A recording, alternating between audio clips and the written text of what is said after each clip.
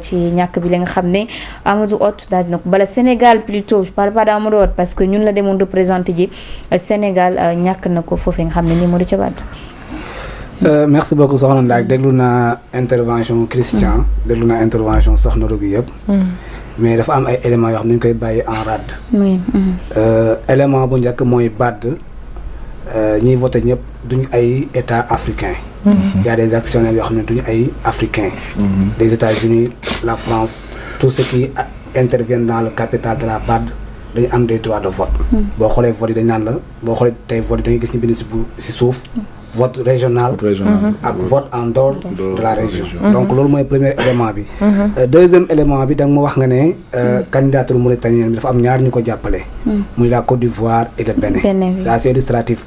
Le Bénin est taxé par les pays de l'AES comme quelqu'un qui accueille les bases arrière de la France. La Côte d'Ivoire moo bloqué l'avancement du changement de la monnaie éco. donc gis nga ne le régime de Pastef ba mu ñëwee au pouvoir problème monnaie bi ñu ngi siy dox mais tout le blocage est au niveau de la Côte d'Ivoire et loolu moo waral la frustration de certains pays de l'AES. donc su fekkee Côte d'Ivoire moo jàppale ak Bénin le candidat mauritanien. c'est au-delà des compétences c'est au-delà des relations entre pays mais parfois dafa am yoo xam ne ça dépasse le cadre de nos pays. loolu laa bëggoon ngeen bàyyi ci xel. donc beneen élément bi mooy élection BAD bi les candidatures campagne bi commencé na y a de cela 3 ans et demi. il faut que nit ñi xam loolu. les gens savaient que le candidat nu mu traité le Nigérien day jeexal les candidatures boo xoolee Tchadien bii nekk candidat. il y avait un autre Tchadien qui était porté par l'ancien ministre tchadien des affaires étrangères changement au gouvernement bi am moo tax ñu changé candidature moom dafa impacté kii nii jël ndaare c'était pas le candidat de départ du Tchad parce que c'est des affaires de région. Oui. Le Tchad mu ngi bokk ci le CEMAC les pays de l'Afrique centrale. yaa ngi dégg. Le candidat sud-africain il était venu représenter l'Afrique australe. ñun Sénégal au niveau de l'Afrique de l'Ouest on n'a pas su avoir un seul candidat mu am un candidat. pour le Sénégal boo xam ne waxtaanee woon nañ ko au niveau de la CEDEAO. Mauritanie bi nga xam ne bokkul CEDEAO am candidature am donc déjà loolu mosul am dans le passé. que une zone géographique am ñaari candidats yu wutee donc loolu jaar nañu bàyyi si xel moo tax ma ne la mbir mi du question wu beneen bi jàppale gi ñu war a jàppale Amadou Hott état du Sénégal def na lu mu war a def. le président a nommé le président est-ce que woon nañ vraiment engagement. Oui. Envers lui parce que loolu la ñuy wax mu di gis nga tey. le candidat bu Mauritanie je parle pas du Bénin wala Côte d'Ivoire mais ñoom. seen dëkk. waaw daanaka Gazouani daf ko jaral lu ne. xam nga soxna Ndaak li naan diplomatie. du ëmb day xëy rek wasin. Amadou le professeur Bathily. depuis que le président Diomaye jël ko mënuñ la wax ñaata tournée la def à travers ces pays. D'ailleurs boo xoolee suñu candidat bi Amadou Hott il a presque le soutien de toute l'Afrique toute la CEDEAO sauf 2 pays de la CEDEAO le Bénin et la Côte d'Ivoire. Dans les pays de la CEDEAO ils ont tous porté leur suffrage à Amadou Hott. liggéey boobu liggéeyu diplomatie sénégalaise la. maintenant nag je dirais pas que lépp xëy na def nañ lépp. comme ni ma la wax sànq ne naa la candidature ça a duré depuis 3 ans ne am ñoo xam ñu ngi campagne depuis 3 ans ñun xëy na le régime de Pastef avec candidature Amadou Hott c'est les 8 derniers mois parce qu'on est venu au pouvoir au mois de mars le temps de l'installation ak yooyu ak balaa ngay jël le tempo xëy na am na yoo xam te beneen bi aussi il faut ñu xam ko. moi je pense que certains choix ont été déjà faits avant que même Sénégal yi dëggal candidature Amadou Hott. Parfois la diplomatie aussi quand bu pays réew bu la joxee kàddu parfois nga ñëw après ñun ba ñuy installé wu bay jël candidature Amadou Hott bi gëm naa ne 80 à 85% pays yi doon voté avec damoon nañ seen choix ba pare parce que aussi les choses se fassent en coulisses yaa ngi dégg. donc moo tax bu bëgg a jël échec gu Amadou Hott bi maintenant aussi man beneen aussi dafa am loo xam ne aussi c'est l'échec personnel. nañu jàpp nous sommes dans un oui may mu ñëw dañu nekk dans un monde englobant. boo bokk ci benn régime. mu am lu mu doon gérer état bi. que ñuy la remplacer wax ko ñu bañ la ko wax. les gens savent ce qui se passe un peu partout nous sommes dans un monde connecté. li xew Sénégal kenn mënu ko nëbbu li ñu naan cuuraay kenn du ko dëpp. loo ko dëpp dina xeeñ am na loo xam ne que rapport ba ñu ko wax que le premier ministre communiqué aussi les gens ñi nga xam ne parce que Sénégal fan la bokk espace monétaire ouest africain.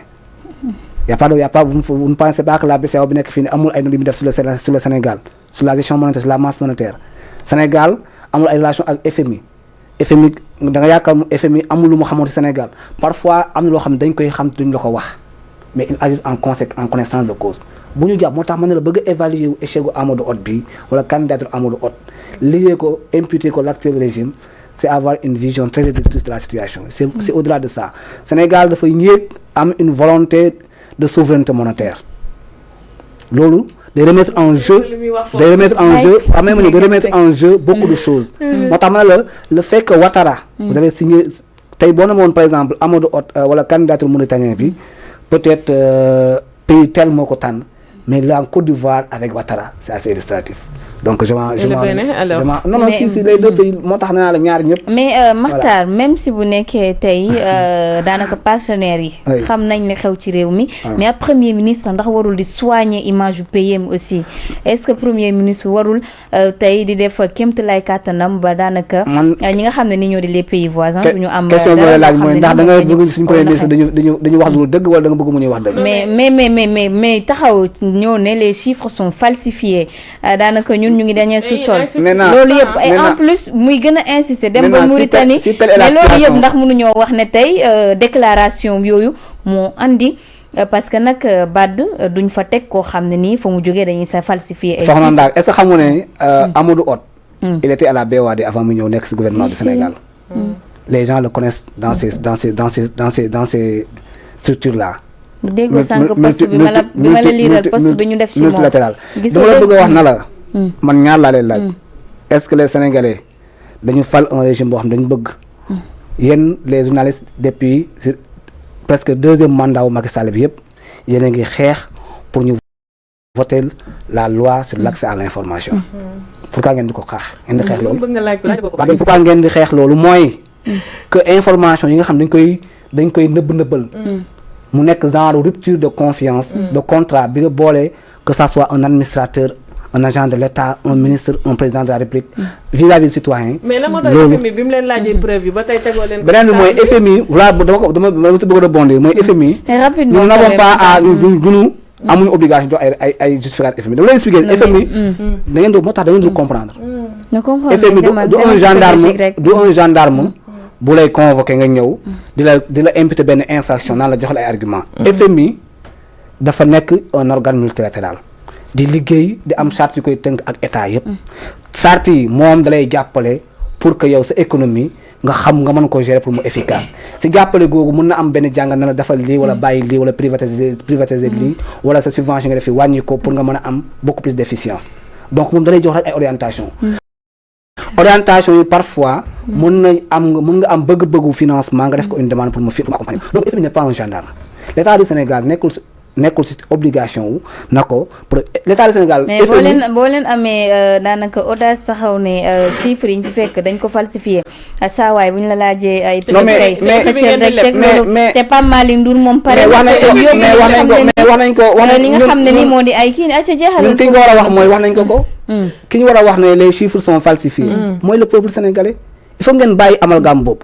c'est-à-dire man dama jàpp ne dafa am ñoo xam ne dañ leen formuler ci benn façon de raisonnement ba léegi dañ jàpp ne ñi fi nekk dañ leen di apprécier ci li fi daan am dafa am ñu la wax ne la ñun dañoo bëgg doxee nu kenn daawul doxee il faut que ñun dañuy apprécier wu ci cette audace cette décision cette rupture bi ñu bëgg ñun FMI comme organe bu toll ni moom Sénégal bëgg na liggéey ak moom waaye liggéey bi ñu liggéey FMI tooguñu rek di xaar ay instructions ñun des propositions su fekkee nos propositions ne sont pas prises en compte ñun dañuy xool leneen ñu daal di dem en tout cas leb yu ngi moom bari na lool te dinañ ci ñëw ne ko dinañ ci ñëw léegi Christian est-ce que tey mën nañu dàq li nga xam ne nii moo di les propos de Ousmane Sonko ci échec ku tey Amadou Hott bi ndax vraiment mun nañoo ne moom Ousmane Sonko quand même